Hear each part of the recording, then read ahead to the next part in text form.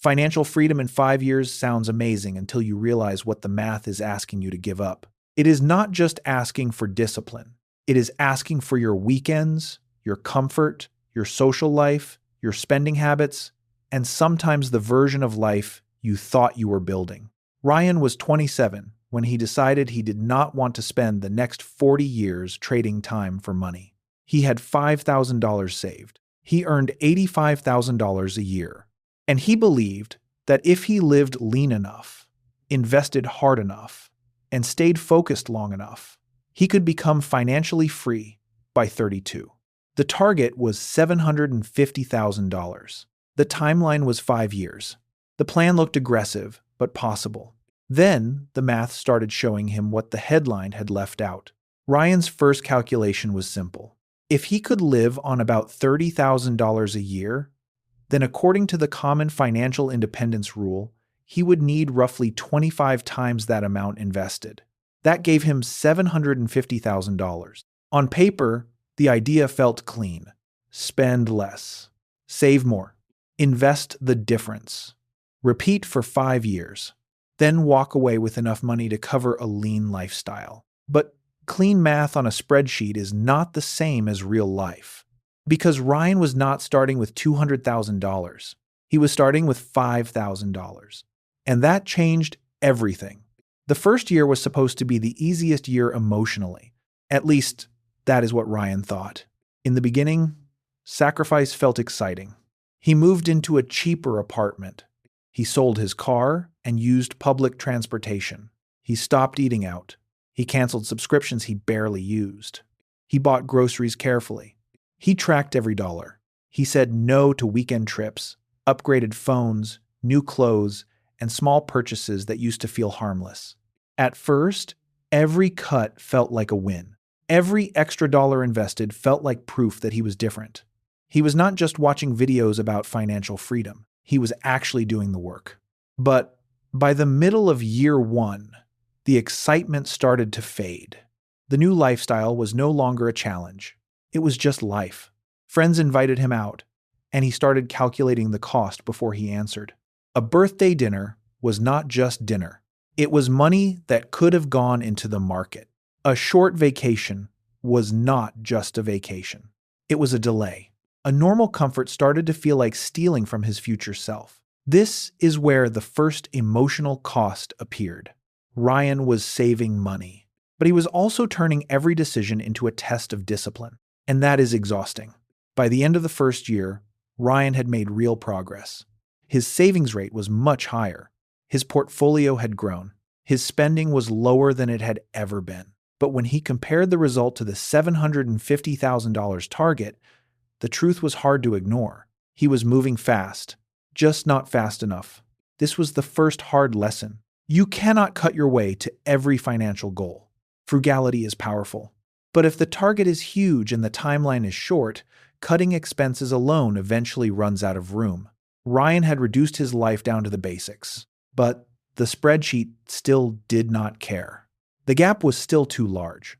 So in year 2, Ryan stopped asking only, "How can I spend less?" He started asking a better question. How can I become more valuable? That question changed the plan. He took online courses after work. He improved skills that could help him earn more. He rewrote his resume. He applied for better jobs. He negotiated harder than he ever had before. Eventually, he moved into a role that paid more. Then he started freelance work on the side. Now the math began to move differently. His expenses stayed low, but his income increased. That gap between earning and spending became the engine. This is the part most people miss. Financial freedom is not built only from income, and it is not built only from frugality. It is built from the gap between the two.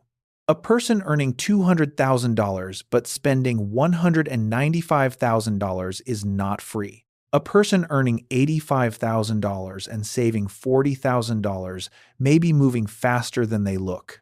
Ryan began to understand this. The real number was not his salary. The real number was his savings rate. But higher income brought a new kind of temptation.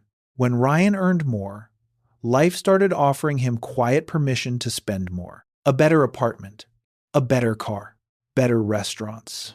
better trips, better everything. Nobody would have called it reckless.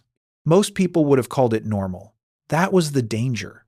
Lifestyle inflation rarely feels like a mistake while it is happening. It feels like reward. Ryan had to fight that every month. The more he earned, the more he had to decide whether the new income would buy comfort today or freedom later. And that decision did not get easier. It got more personal.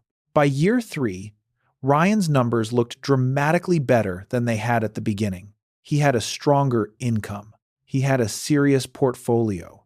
He had learned how to live on much less than he earned. But he was still far from $750,000. He was not financially free. He could not quit forever. He could not stop thinking about money. By the original definition, he had not won. Then he noticed something important. His invested money had reached a point where time could begin doing more of the work. If he stopped saving aggressively and simply let the money compound for decades, he might still reach traditional retirement without needing to keep sacrificing at the same level. This was Coast FI, and Coast FI changed the meaning of the entire journey. Coast FI does not mean you are rich. It does not mean you can stop working immediately. It does not mean money no longer matters. It means you have built enough early momentum that your future retirement may no longer depend on extreme saving forever. Before this point, every dollar felt urgent. After this point, every dollar felt different. Ryan was no longer starting from zero. He had built a base, and that base could keep working even if he slowed down. This was the first major reversal. Ryan had started with one finish line, full financial freedom in 5 years. But halfway through the journey, he discovered a different finish line, one that was less dramatic, but much more realistic. He did not need to become completely free by 32 for the journey to matter. He only needed to buy back control, and control was already appearing. This changed the emotional side of the plan. For the first time, Ryan asked a question he had avoided. What if I do not need to suffer all the way to $750,000? What if slowing down is not failure? What if the real win is not escaping work forever, but no longer feeling trapped by every paycheck? That question gave him space to breathe. But it also created conflict, because a part of him still wanted the original number. He wanted the clean ending. He wanted the proof. He wanted to say he had done it in 5 years. That is where financial goals become dangerous. Sometimes the number starts as a tool. Then it becomes an identity. Ryan had to decide whether the goal was still serving him or whether he was now serving the goal. Year 4 tested that question. The market did not move in a straight line. Some months were good. Some months were flat. Some months made him feel like years of sacrifice had been erased on a screen. That was one of the hardest lessons. You can make the right financial decision and still not control the short-term outcome. The market does not care how disciplined you were. It does not reward sacrifice on your preferred timeline. It compounds over time, but not always when you want it to. This is why 5-year financial freedom can be misleading. Not because the math is fake, but because the assumptions are often too perfect. They assume high savings. They assume rising income. They assume strong returns. They assume no emergencies. They assume no burnout. They assume life cooperates. But life does not always cooperate. Ryan had unexpected bills. Freelance work slowed down. His energy dropped. Some relationships became harder to maintain. There were moments when he did not want another spreadsheet. He wanted dinner without guilt. He wanted a weekend without calculating opportunity cost. He wanted to feel like a person, not a financial project. And that was the emotional cost most people never see. The cost was not only what he gave up, it was the constant mental pressure of turning freedom into a deadline. By the beginning of year 5, Ryan had changed completely. He was more skilled, more disciplined, more financially aware. His income was higher. His spending was controlled. His portfolio was far larger than anything his 7-year-old self had imagined. But the original target was still ahead of him. $750,000 was close enough to remain tempting, but far enough to require something unrealistic. To hit it in one final year, Ryan would need an extraordinary market return or an extreme increase in income. In other words, he would need luck to do what discipline alone could not finish. That was the final truth. A 5-year financial freedom plan can start with discipline, but if the target is too aggressive, it often ends by needing luck. By the end of year 5, Ryan did not reach $750,000. He finished with about $460,000 invested. By the original promise, he failed. But calling that failure misses the entire point. 5 years earlier, Ryan had $5,000.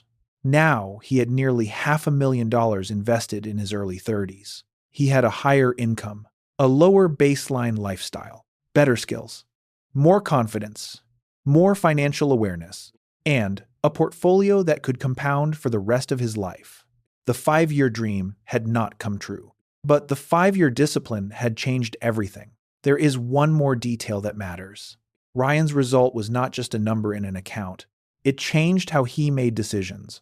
Before the journey, a bad month could scare him. A job problem could control him. An unexpected bill could make him feel behind. But after 5 years, the same problems looked different. They were still annoying. They were still real. But they no longer had the same power. That is what money quietly does when it is used well.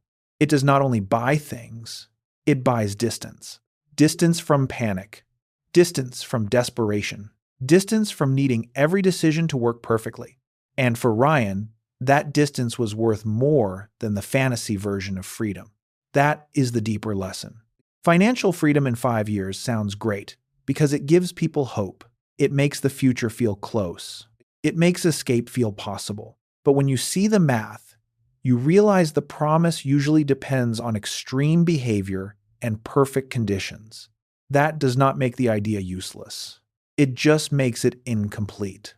The goal may be unrealistic, but the direction can still be life-changing. Ryan did not prove that everyone can retire in 5 years. He proved something more useful. The sooner you increase your savings rate, grow your income, control your lifestyle, and invest consistently, the more of your future you can buy back. Maybe you do not reach full freedom in 5 years. Maybe you reach Coast FI. Maybe you reach the point where retirement stops feeling impossible. Maybe you build enough money to leave one bad job. Maybe you stop living paycheck to paycheck. Maybe you give your future self options you never had before. And sometimes that is the real win. Not quitting work forever. Not escaping life. Not hitting a number because the internet said it was possible. But creating enough financial strength that your life no longer depends on every paycheck, every boss, every market cycle, or every emergency. That is why the math matters. Not because it guarantees freedom, but because it shows the price of every timeline. 5-year freedom has a price. 10-year freedom has a price.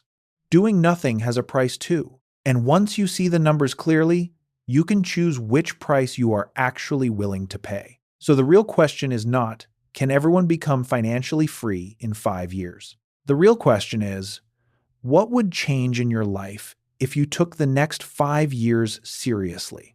Because Ryan did not end with the fantasy. He ended with something more valuable, a future that no longer looked trapped.